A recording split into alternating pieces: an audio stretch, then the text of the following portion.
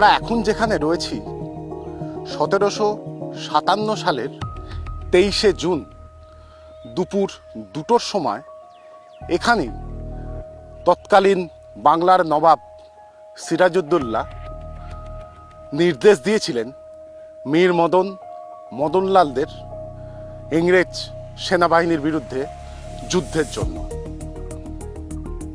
এবং পরবর্তীতে আমরা যেটা দেখি যে সৈন্যে সামন্তে অনেক বেশি থাকা সত্ত্বেও মির্জাফরের বিশ্বাসঘাতকতায় পরাজিত হন সিরাজউদ্দৌলা। ভারতবর্ষের আকাশে নেমে আসে 200 বছরের পরাধীনতার গ্লানি। আমরা এই মুহূর্তে রয়েছি পলাশীর প্রান্তরে বা পলাশীর যুদ্ধক্ষেত্রে, যা কালীগঞ্জ বিধানসভার অন্তর্গত।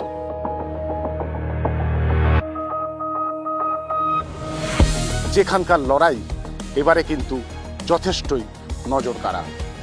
একদিকে সিপিআইএম প্রার্থী করেছে উপনির্বাচনে তামান্নার মৃত্যু ঘটনা ঘটে যাওয়ার পর তার মা সাবানা ইয়াসমিনকে, অন্যদিকে উপনির্বাচনে জয়ী আলিফা আহমেদকে প্রার্থী করেছে তৃণমূল। প্রার্থী দিয়েছেন বিজেপি এবং কংগ্রেসও, রয়েছে হুমায়ুনের দলও। সব মিলিয়ে কালীগঞ্জ বিধানসভা এবার যেন এই পলাশীর যুদ্ধক্ষেত্র।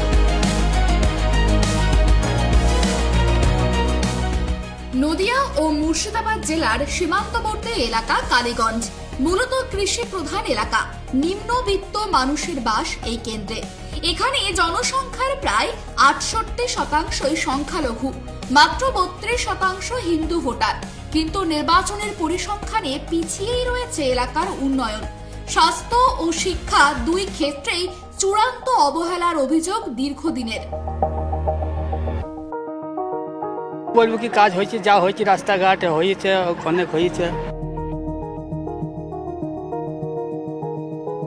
প্রয়োজন, সবই প্রয়োজন, ঘাট বাঁধানো প্রয়োজন, সবই প্রয়োজন। দেখছেন তো রাস্তা কিরকম, সব জায়গায় তো ঘাট হয়েছে, এদিকে ঘাটটা কিরকম বাধাইতে হবে না বলেন? না, আমাদের কিছু নাই, আমাদের কিছু নাই বাবা, কিছু করেনি না। এই যে আমার স্বামী আজকে 24 দিন মারা গিয়েছে। কি সরকার থেকে কোনো একটা জিনিস দেওয়া, কি সাহায্য দেওয়া, ওসব কিছু করেনি বাবা।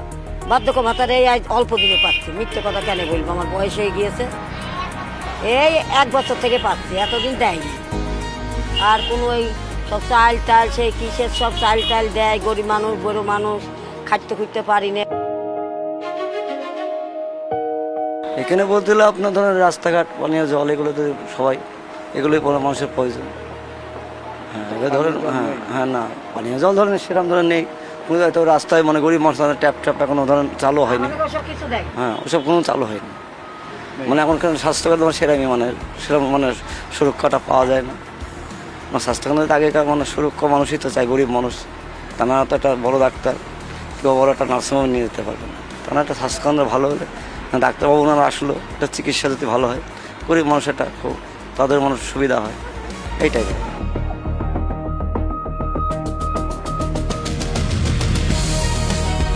কর্মসংস্থানের অভাব এই বিধানসভার অন্যতম বড় ক্ষত।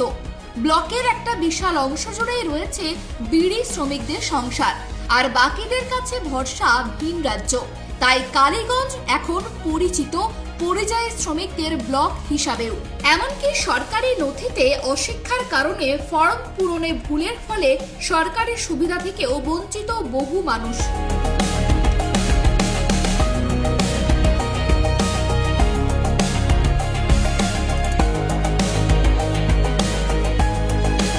একটা সময় এই কেন্দ্রে পালা করে জিতত কংগ্রেস ও আরএসপি। 2011 সালে রাজ্যে পরিবর্তনের বছর কালীগঞ্জে প্রথমবার জোড়াফুল ফোটে। 2016 সালে অবশ্য এই কেন্দ্রটি কংগ্রেসের দখলে যায়। 21-এ ফের তৃণমূলের টিকিটে জেতেন নাসির উদ্দিন আহমেদ। 2025 সালে বিধায়ক থাকাকালীনই মৃত্যু হয় নাসির সাহেবের। তার প্রয়াণের পর উপনির্বাচনে কালীগঞ্জ থেকে জিতে আসেন তার কন্যা আলিফা আহমেদ। তিনি ফের শাসক শিবিরের প্রার্থী। দিদি, লড়াই কতটা কঠিন?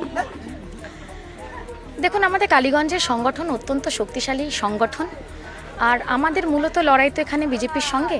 কিন্তু এই কেন্দ্রের বিজেপি সরকার কিভাবে নির্বাচন কমিশনকে ব্যবহার করে বাংলার সাধারণ মানুষের ওপর অত্যাচার করেছে, মানুষ সেটা সরাসরি ভুক্তভোগী, মানে অত্যাচারটা সহ্য করেছে। আমাদের বিশ্বাস আমাদের সরকারের, আমাদের মা মাটি মানুষের সরকারের এবং মমতা বন্দ্যোপাধ্যায়ের যে মানুষের পাশে থাকার যে ইচ্ছে এবং এই সরকারের যে কাজ, সেই কাজও মানুষ সরাসরি পেয়েছে।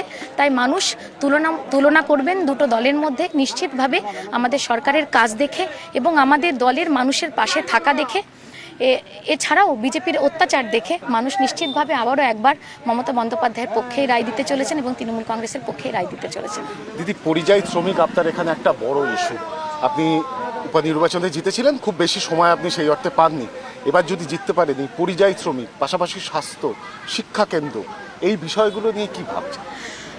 আমি 8 মাসে জেতার পর উপনির্বাচনের সময় আমি যে কথাগুলো দিয়েছিলাম সেগুলো আমি রাখতে পেরেছি। আমি বলেছিলাম যে প্রয়াত বিধায়কের যে অসম্পূর্ণ কাজ সেগুলো আমি সম্পন্ন করব। তার অনেক কাজ আমি সম্পূর্ণ করেছি। যেটা বড় কাজ করতে পেরেছি কালীগঞ্জের বুকে, সেটা হচ্ছে একটা ইংলিশ মিডিয়াম স্কুল। সেটা জমি নিয়ে জটিলতা ছিল, সেটা কাটিয়ে আমরা ইংলিশ মিডিয়ামের কাজটা শুরু করতে পেরেছি। সে সত্ত্বেও আমি কালীগঞ্জ ঘুরে আমার কালীগঞ্জের মানুষের কী কী জিনিসের চাহিদা রয়েছে এবং কী কী জিনিসের পরিকাঠামোগত উন্নয়ন করলে কালীগঞ্জের সার্বিক অনেকখানি এগিয়ে যাওয়া সম্ভব, সেগুলো আমি সবটাই জেনেছি। কোন দপ্তরে গিয়ে কাজ করতে হবে সেটাও আমি জানতে পেরেছি। আমি জিতে এসে যে প্রতিজ্ঞাগুলো করেছি, আমি এখানে স্বাস্থ্য ব্যবস্থায় কাজ করতে চাই।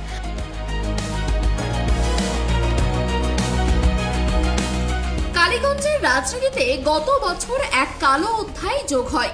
2025-এর উপনির্বাচনে তৃণমূলের বিজয় মিছিল থেকে ছোড়া বোমায় প্রাণ হারায় 4র্থ শ্রেণীর ছাত্রী তামান্না। আলিফার জয়ের পরই বিজয় মিছিল থেকে ছোড়া বোমার আঘাতে সন্তান হারা হন সাবিনা ইয়াসমিন। সেই রক্তের দাগ এখনো মুছে যায়নি মোলান্ডি গ্রামের মাটি থেকে। আর এই আবেগকেই হাতিয়ার করেছে বাম শিবির। আলিফাকে এবার চ্যালেঞ্জ জানাচ্ছে সেই সাবিনাই। 26-এর নির্বাচনে তামান্নার মা সাবিনা ইয়াসমিনকে প্রার্থী করেছে সিপিআইএম। আপনি কি প্রার্থী হতে ভেবেছিলেন যে প্রার্থী হবেন? না, আমি সত্যি বলতে আমি কোনো দিনই ভাবিনি। অ্যাকচুয়ালি আমার রাজনীতিটা তেমন পছন্দ নয়, সত্যি কথা এটা। তারপরে মেয়েটা চলে গেছে, এবার আমাকে আমার সিনিয়র নেত্রীরা ওরা ঠিক করেছে, তো ওদের কথাতেই আমার প্রথম কাজ হচ্ছে অসহায় মানুষের পাশে দাঁড়ানো। অসহায় মানুষ, এই যে আমার এগুলো দেখা, আমি এখন দেখছি মানুষের দুয়ারে যাচ্ছি, অভিযোগ জানাচ্ছে, এক একজনের এক এক মতো অভিযোগ যে এত বছর ধরে তারা কিছু পাচ্ছে না, কোনো সুযোগ সুবিধা নেই। তো আমার খুব ইচ্ছা, মন থেকে ইচ্ছে যে ওদের যদি সাহায্য কিছু করতে পারি, সাহায্য করার জন্য তো আমাকে বিধানসভায় যেতে হবে। আপনার বিরুদ্ধে তৃণমূলের যিনি উপনির্বাচনে জিতেছিলেন তিনি প্রার্থী, বিজেপি প্রার্থী রয়েছে, একাধিক প্রার্থী রয়েছে। এর মধ্যে দাঁড়িয়ে আপনার লড়াই কতটা কঠিন? লড়াইটা? হ্যাঁ, আমার লড়াই কঠিন, তো অসম্ভব নয়, সম্ভব। তো কঠিন হলেও আমি লড়াই করতে, মেয়েটা শিখিয়ে দিয়ে গেছে লড়াই করাটা। আমার তামান্না আমাকে শিখিয়ে দিয়ে গেছে। এখনও মনে হয় সে উপর থেকে আমাকে দুহাত ভরে আশীর্বাদ করছে, তবে আমি লড়াইটা করতে পারছি। নাহলে সদ্য একটা গৃহবধূর কাছে এত বড় লড়াইটা খুব অসম্ভব। সাবিনা ইয়াসমিন তামান্নার মা হিসেবে চিরকাল আমি ওনার প্রতি সমব্যথী, আমার দল ওনার প্রতি সমব্যথী এবং সারা জীবন যতদিন বাঁচবো ওনাকে মা হিসেবে আমি সম্মান করব। এবং ওনার যে ক্ষতি, সেই ক্ষতি কিন্তু আমরা কোনোদিনও পূর্ণ করতে পারবো না, সেই অপূর্ণতা জায়গাটা থাকবে। কিন্তু আমরা সমাজ হিসেবে, আমি একজন মানুষ হিসেবে, মেয়ে হিসেবে, মা হিসেবে সবসময় ওনার পাশে থাকতে চাই। কিন্তু দেখুন, একটা মা হারানো মায়ের শোক আলাদা, কিন্তু এখন উনি যেহেতু রাজনীতিতে নেমেছেন একজন ক্যান্ডিডেট, ওনাকে আমি একজন রাজনৈতিক ক্যান্ডিডেট হিসেবে দেখছি। রাজনৈতিক মাঠে নেমে যেভাবে আমরা প্রতিটা দলের বিরুদ্ধে লড়াই করছি, সিপিএমও তার ব্যতিক্রম নয়। আমাদের লড়াই সেই বিরুদ্ধেই একইভাবে চলবে। লড়াইয়ে পিছিয়ে নেই বিজেপি এবং কংগ্রেসও। পাশাপাশি এবার ময়দানে রয়েছেন হুমায়ুন কবিরের দলের প্রার্থীও, ফলে কালীগঞ্জের লড়াই এখন বহুমুখী। 26-এর লড়াইয়ে কার দিকে পাল্লা ঝুঁকবে সেটাই এখন লাখ টাকার প্রশ্ন। এক নজরে দেখে নিন কালীগঞ্জের উপনির্বাচনের ফলাফল।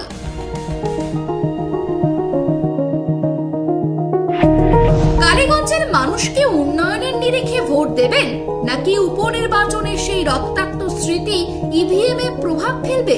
উত্তরের অপেক্ষায় গোটা জেলা। রাজনৈতিক জমি দখলের লড়াইয়ে শেষ হাসি কে হাসে তা জানা যাবে ভোটের ফলাফল বেরোলেই।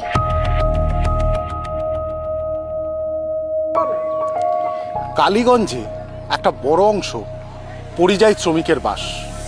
অন্যদিকে এই বিধানসভা কেন্দ্রে কিন্তু একটা বড় অংশের ভোটার তারা মুসলিম।